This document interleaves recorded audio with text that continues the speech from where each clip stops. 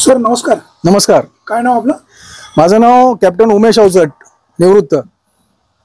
शेती करताय? शेती करतोय. किती वर्ष देश सेवा केली? साधारण 32 वर्ष देश सेवा झाली. किती ते किती? 89 सालापासून 2020 पर्यंत. सेवानिवृत्त कधी झाले? 2020 जून 30 जून 2020 रोजी सेवानिवृत्त झालो. शेवटची पोस्टिंग जयपूरला होती. मी सुभेदार मेजर ऑनरी कॅप्टन म्हणून रिटायर्ड झालो. काय सर्व्हिसच्या काळामध्ये देश सेवा करण्याचा काय काय अनुभव? चांगला अनुभव आहे. देश सेवा करायची हे पॅशन होतं. सैन्य दलातली नोकरी ही एक पॅशन होती माझी. लहानपणापासून वाटायचं इथे एनसीसी या मुलांना पाहून. अनुभव अतिशय छान. संकट आलं वगैरे असं काही? संकट आलीच, कारण ती सर्व्हिसच त्याच ह्याची आहे. आसाममध्ये जेव्हा बोडो उग्रवादी वगैरे होते, जेव्हा आम्ही त्या तिथलच्या ऑपरेशन्स मध्ये होतो, त्यावेळेला अनेक संकटांना तोंड दिलंय. आणि पुढेही रेस्क्यू ऑपरेशन्स मध्ये पण होतो आम्ही. काही ठिकाणी पूर आले, त्या ठिकाणी मदती केल्या, त्या ठिकाणी आमच्याही जीवावर बेतलं. पण हे सगळं करत असताना आनंद होता, कारण आपल्याला अभिमान वाटायचा की आपण काहीतरी आपल्या देशासाठी करतोय. यातील सगळ्यात आठवणीतला अनुभव? यातील सगळ्यात आठवणीतला अनुभव म्हणजे रेस्क्यू ऑपरेशन मधलाच. कुठे? दुर्ग जिल्ह्यामध्ये मध्य प्रदेशमध्ये पूर आला होता. आणि त्या पुरामध्ये आम्ही अहोरात्र 3 दिवस डे अँड नाईट पाण्यामध्येच होतो. आणि त्या पाण्यात राहून आम्ही अनेक लोकांना वाचवलं, अनेक लोकांना आम्ही अन्न पाणी पुरवलं. आणि हे करत असताना आम्ही त्या 3 दिवसात जवळजवळ 4 ते 5 वेळा स्वतः मरता मरता वाचलो. तो एक आठवणीतला आहे. ते नेहमी आयुष्यात लक्षात राहील. एवढ्या वर्षाची तुमची सर्व्हिस, कुठे कुठे सर्व्हिस केली? सर्व्हिस जर सांगायचं झालं अगदी, तर आपण जर दक्षिणेकडनं सुरू झालं, विशाखापट्टणम म्हणजे आंध्र प्रदेशपासून सुरुवात झाली. पुण्यात माझं ट्रेनिंग झालं. त्याच्यानंतर आंध्र प्रदेशमधनं सुरुवात झाली, ते वेस्ट बेंगॉल वरती नागालँड, आसाम, असं करत करत मध्ये मी परत मध्य प्रदेशमध्ये आलो, पंचमढीला होतो. त्याच्यानंतर दिल्लीला गेलो, दिल्लीवरनं सिकंदराबादला परत खाली गेलो, तिथून पुन्हा वर श्रीनगरला गेलो, श्रीनगरवरनं राजस्थानला गेलो, जयपूरला होतो. म्हणजे असं जवळजवळ निम्मा भारत वरचा आपला सगळा फिरून झाला. आता तुम्ही सेवानिवृत्त आहात? आता सेवानिवृत्त आहे. काय करमतं का? ते सोडलं तेव्हा करमत नव्हतं, पण मग कर्मावा म्हणूनच आपल्या पूर्वजांच्या पुण्याईने थोडी जमीन आमची नारायणगावला आहे, अभंग वस्ती एरियामध्ये 8-9 एकर जमीन आहे. मग त्या जमिनीमध्ये जय जवान झालंय, त्याच्यानंतर आता जय किसान चालू आहे. जय किसान करताना शेतामध्ये काय काय पिकं? जय किसान करताना मी अनेक प्रयोग केले. फ्लॉवरची पिकं घेतली, त्याच्यानंतर मी काही फुलझाडं पण लावली, फुलांची पिकं घेतली, झेंडू लावला, शेवंती लावली, टोमॅटोवर काम केलं. त्याच्यानंतर ऊस असतोच आहे, केळी लावल्या, आता जनावरांची खादट असती, मका असतो. म्हणजे असे अनेक प्रयोग करत राहिलो. आता जनावरांकडे कसे वळाले? जनावरांची आवड होती, लहानपणापासून आवड होती. माझे वडील सेवानिवृत्त शिक्षक आहेत, अवचट गुरुजी, सगळे ओळखतात त्यांना. आणि तेही शेती करायचे. त्यांच्या शिक्षकी पेशा सांभाळून शेतीकडे लक्ष द्यायचे. त्यावेळेलाही जनावरं असायची आमच्याकडे. त्या गाया बैल आवडायचं सगळं पूर्वीचं. आणि त्यांच्या सान्निध्यात एक वेगळं छान असं वाटतं स्वतःला सुद्धा. आणि मग देशी गायींचं संगोपन करावं असं कुठेतरी डोक्यामध्ये होतं की आपल्याला हे करायचंय. बंधू आमचे आहेत राजेश अवचट, ते इथंच असतात. ते बऱ्यापैकी त्यांनी शेती सांभाळलेली आमची. आणि त्यांना म्हशींची आवड म्हणून मुर्रा जातीच्या छान म्हशी त्यांनी आधीच 2-3 म्हशी आमच्याकडे होत्या. मग मी आल्यानंतर गायी आणल्या, देशी गाई गिर जातीच्या आणल्या. त्याच्यानंतर मग आता स्वतःच्या कालवडी तयार झाल्यात, स्वतःच्या घरच्या गायी तयार झाल्यात. आता बऱ्यापैकी जी गोठ्यात जनावर दिसत आहेत ही ह्या गेल्या 2020 पासून आतापर्यंत आमच्या गोठ्यात तयार झालेली जनावर आहेत असं नक्की म्हणता येईल. सगळी साधारण 30 जनावर आहेत. तुम्ही सुपरविजन करता की स्वतः काही करता? सुपरविजनही करतो, स्वतःही काम करतो. काय काय करता? सकाळी आल्यानंतर गोठ्यामध्ये जी मदत, बाबा शेणखूर असेल तर भैयाला आपल्या मदत करायची. त्याच्यानंतर दूध पॅकिंग असतं, दूध ते फिल्टर करावं लागतं, पॅक करावं लागतं. त्याच्यानंतर ते दूध डिस्ट्रीब्यूट करायला लागतं.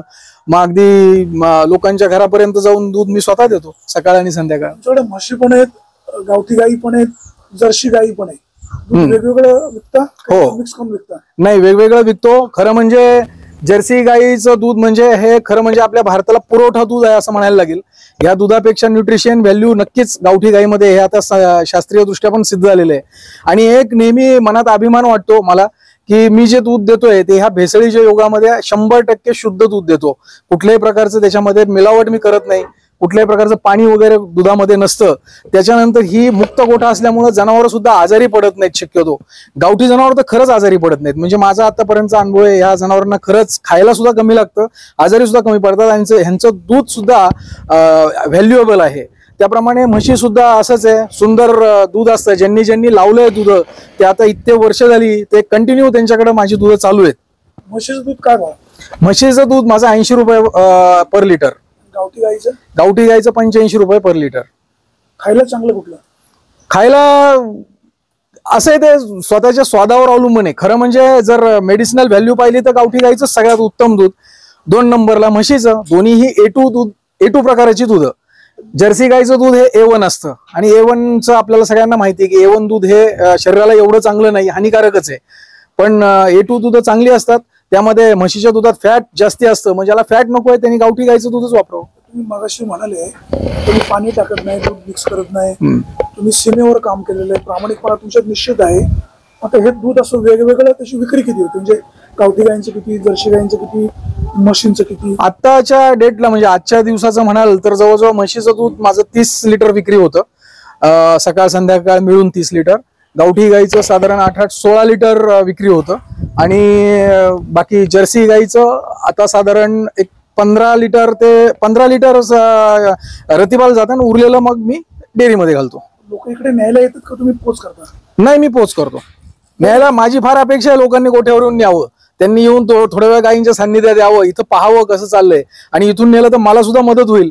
पण येत नाहीत लोक, आपल्याला घरी जाऊन द्यावं लागतं. गावठी गायींना म्हणजे गावठी गायीच्या दुधाला गिराईक आहे एवढं सगळं? गावठी गायीच्या दुधाला गिराईक आहे. आपणच लोकांपर्यंत पोहोचू शकत नाही, म्हणजे लोकांना माहिती नसतं. माहिती झाल्यावर लोक निश्चित घेतात. कमी पडतं का मग? कमी पडतं. आणि म्हशीचं किती जातं? म्हशीचं 30 लिटर. 30 लिटर दूध जातं. उत्पन्न किती? दररोजचं दुधामधनं उत्पन्न? रोजचं दुधामधनं उत्पन्न आता म्हणाल तर गोठा हा आता इनिशियल स्टेज मध्येच म्हणायला लागेल, कारण आता अशी घरची जनावर सुरू उत्पन्न सुरू होईल. आता भांडवलातच पैसे अडकलेत. पण जर पाहायला गेलं तर रोजचं उत्पन्न खादट वजा जाता साधारण महिन्याला एक साधारण 30-40 हजार रुपये एवढ्या दुधातनं वाचू शकतात, घरचं खाणं असेल तर. सगळं खाद्य घरचं ना? हिरवा सारा घरचा, तोही व्हरायटी आहे. एक नेपियर जातीचं चांगल्या ऍडव्हान्स जातीचं चांगल्या क्वालिटीची एक गवताची जात आहे, चिंगपोंग पण म्हणतात तिला, आणि ते गवत लावलेलं आहे आम्ही. त्यातनंही चांगला चारा मिळतो. त्यानंतर मका, आपला नेहमीचा जो घास असतो आपण जो लावतो, लसूण घास, तो लावतो आम्ही. त्याच्यानंतर अजून काही व्हरायटीचे वेगवेगळे चारे येतात ते सुद्धा आम्ही इथे लावतो. आता एवढ्या म्हशींच्या तब्येती वगैरे धष्टपुष्ट आहेत, गायी निरोगी आहेत, काय म्हणजे कसं सगळं मॅनेज करता? आपण म्हणतो ना, जनावरं मोकळी असली की ती आनंदी राहतात. त्याच्यामुळे ती ऑटोमॅटिकलीच त्यांची तब्येती छान राहतात. आणि आनंदी असल्यानंतर कुणी माणूस आहे, माणसालाही तुम्ही बांधून काम करून घेतलं तर तो आनंदाने करणार नाही, त्यालाही त्रास होईल, त्यालाही इजा होईल. पण मोकळी जनावरं असल्यामुळं तब्येती छान राहतात. हवा चांगली आहेच आहे आणि आपलं नारायणगावचं हे वैशिष्ट्यच आहे की पोल्युशन आपल्याकडे नाही, त्याच्यामुळे गायी वगैरे धष्टपुष्ट राहतात, निरोगी राहतात. या गायीचं नाव काय?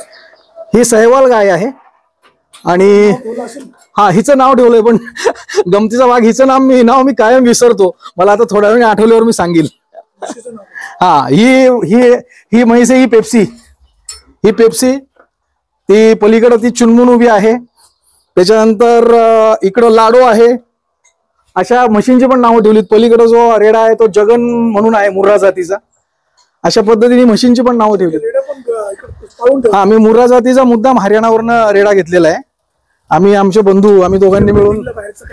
मीटिंगला बाहेरचा प्रश्न येत नाही, स्वतःचं क्वालिटी जनावर घरी तयार होतं. किती वर्षाचा तुमचा अनुभव हा? आता तसं माझा म्हणायला लागेल तर 2020 पासून पुढं. कोरोनाच्या काळातला? कोरोनाचा काळ कसा गेला? कोरोनाचा काळ मस्त गेला आमचा. या जनावरांच्या सान्निध्यात कळलं सुद्धा नाही तो कसा गेला. आणि कदाचित यांच्या बरोबर राहिल्यामुळं एक वेगळ्या प्रकारची इम्युनिटी आमच्यामध्ये बूस्ट झाली होती किंवा काय, तर कोरोनाचाही आम्हाला काही कुणाला त्रास झाला नाही. आता अनेक वेळा म्हशीचं पावडर जगत नाही. हा, तुमच्या म्हशीची सगळी पावडर जिवंत आहेत. नक्कीच. त्याचं कारण काय? तुम्हाला हे दाखवतो. हा आता एवढ्यातच झालेला टोन काय, तुम्ही तब्येत पण पाहू शकता. ह्या बच्चांना दूध पाजणं गरजेचं आहे. मुख्य प्रॉब्लेम हाच आहे की गोठ्यांवरती लोक टोनगे झालं की त्याला दूध पाजत नाही आणि मग ते टोनगे मरतात.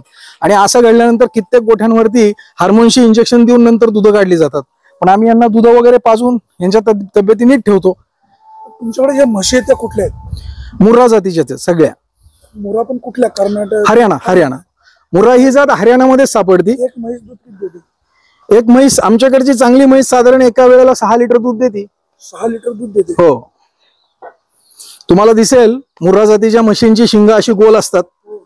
आता ही वेगळी जात आहे. ही मी ओतूरवरनं खूप लहान एक पारडू आणलं होतं. त्याची आई त्या मालकांना द्यायचं होतं म्हणून मी ते घेऊन आलो होतो. हिचं नाव पेप्सी ठेवलं. ही जरा जाफराबादी म्हैस आहे, मिक्स जरा. शिंगामध्ये एक ते शिंग आतमध्ये घुसू नये इथं म्हणून तो अटकाव आहे एक प्रकारचा. ते मुद्दाम मागवलं होतं आम्ही. त्यांना पाण्याची काय व्यवस्था? पाणी तुम्ही बघू शकता. पाण्याचे इथं हे लावलेले आहेत, बाउल्स लावलेले आहेत. ह्या बाउल्स मध्ये पाणी पितात आणि हे असं पाणी तोंड घातलं त्यांनी की ऑटोमॅटिकली याच्यामध्ये पाणी येतं. तुम्ही बघू शकता इथे हे असं दाबलं, चारा खराब होत नाही? पाणी येतं. नाही, चारा खराब होत नाही. त्यांना जेवढं प्यायचं तेवढंच पितात. त्यांना सवय लावलेली ना? सवय लावलेली आहे. गोठ्यामध्ये सगळीकडे बाउल्स लावलेले आहेत आपण. सगळ्या जनावरांच्या पुढे. एकूण सगळी जनावर किती? सगळी साधारण 30, लहान मोठी धरून. यांना चाऱ्याचं नियोजन कसं, म्हणजे किती वाजता काय करतात? पहाटे 3:30ला गोठा चालू होतो आमचा. कुठे तुम्ही पाहू शकता चांगल्या प्रकारची हेल्दी फूड आपण म्हणतो. जेवढं तुमचं खाणं चांगलं तेवढं जनावरांचं दूध चांगलं. तर हे बघा इथं कुट्टी तयार आहे. ही आता संध्याकाळसाठी आणि उद्या सकाळसाठी रेडी. आता संध्याकाळी भैया गोठ्यावरून आता आलाच येतो आणि तो आता कुट्टी टाकेल. मी तुम्हाला आतही दाखवतो.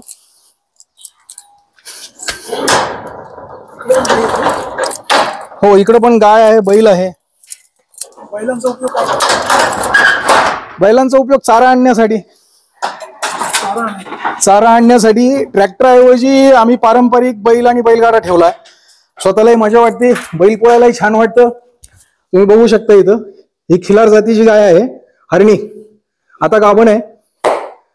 आता एक अजून 1-2 महिन्यात ती खाली होईल. आणि हे तिचं पहिलं आमचा घरचा सोमा. हा तिचा गोरा आहे, उत्तम क्वालिटीचा. पळवायचा विचार आहे आता बघूयात पुढं. नक्कीच. हा राजा नाही, नवीन माणसाला थोडासा धावतो, अदरवाईज तसा गरीब बैल आहे, काही विषय नाही. आऊत मला नाही हाकता येत अजून आणि तसं आऊत जोडायला एवढा वेळ होत पण नाही. चारा आम्ही आणतो, मी भैया आम्ही जाऊन गाडी झुंपून चारा घेऊन येतो. या बैलांचा उपयोग नेमका काय होता? ह्या बैलाचा मुख्य उपयोग मला चारा आणण्यासाठीच होतो. आता नाही, हा एकच आहे आमच्याकडे, छकडाच आहे त्याच्यासाठी. आणि हा मोठा बैल असल्यामुळं तो अगदी दणकून. नाही, हा विकत घेतलेला. हा त्यावेळेला मी एक 50,000ला घेतला होता. झाली याला 3 वर्ष झाली आमच्याकडे येऊन. काय नवीन लोकांना काय सल्ला? नवीन लोकांना हा नक्की करायला हरकत नाही. तरुण मुलांनी नक्की, थोडं कष्टाचं आहे. आता आमच्याकडे मी भैया बघतो, म्हणजे माझ्यापेक्षा जास्ती कष्ट तो आता घेतोय.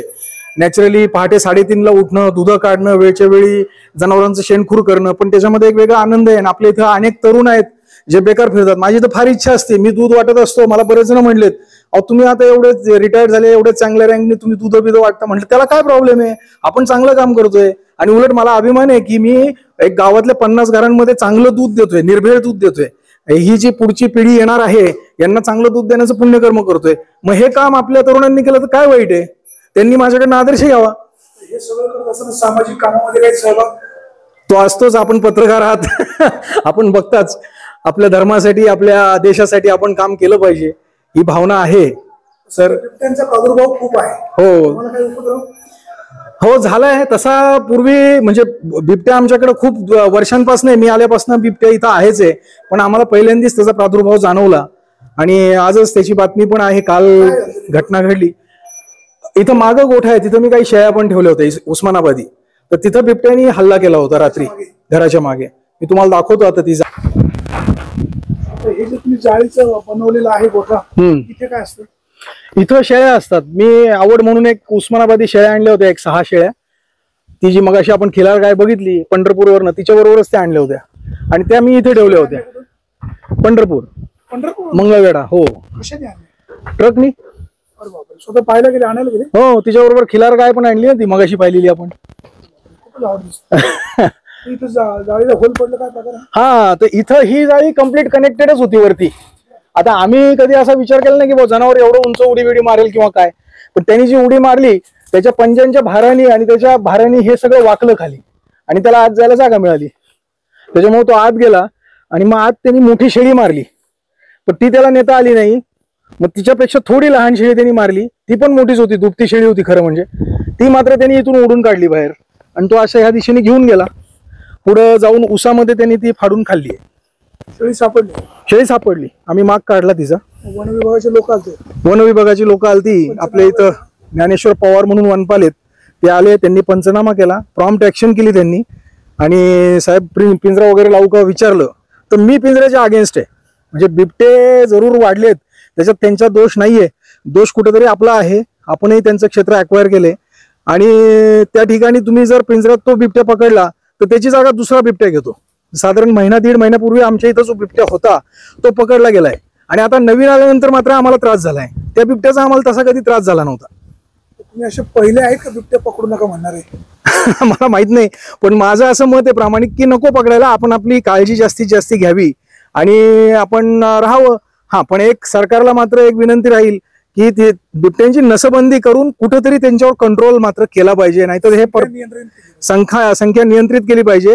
आणि बिबट्यांचीच नाही, माणसांची सुद्धा थोडी संख्या नियंत्रित केली पाहिजे. आता शेळ्या किती आहेत? आता शेळ्या 4च उरल्यात माझ्याकडं. जे शेळ्या कोंबड्या आहेत, गावठी कोंबड्या आहेत, गाई म्हशी.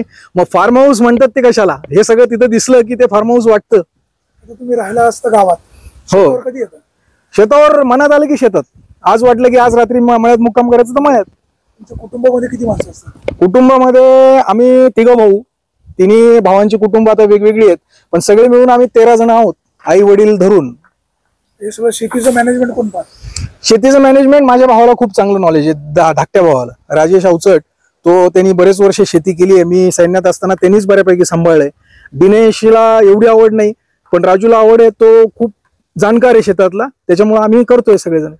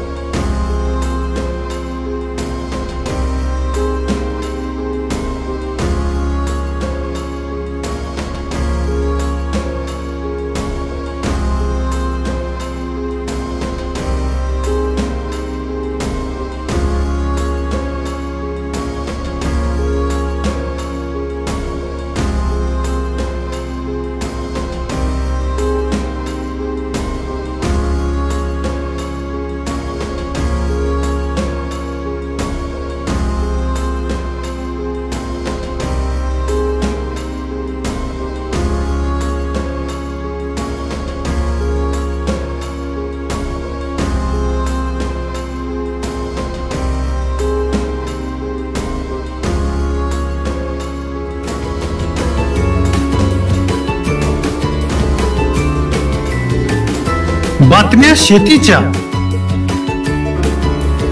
बातम्या मातीच्या, बातम्या अन्यायाच्या, गुन्हेगारीच्या,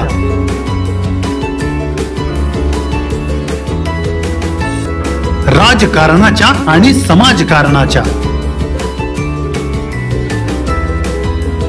शोषणाविरुद्ध बुलंद आवाज, जनसामान्यांच्या हुंकाराची गाज, सत्कार्याला प्रोत्साहन,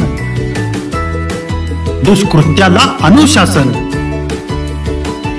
निर्भीड, निस्पृह, सडेतोड, बेधडक आणि रोखटोक म्हणजेच विघ्नहर टाइम्स. शोध बातमीचा, ध्यास सत्याचा. आपलं चॅनल, आपली बातमी. सबस्क्राईब तर कराच, पण बेल आयकॉनवर क्लिक करायलाही विसरू नका.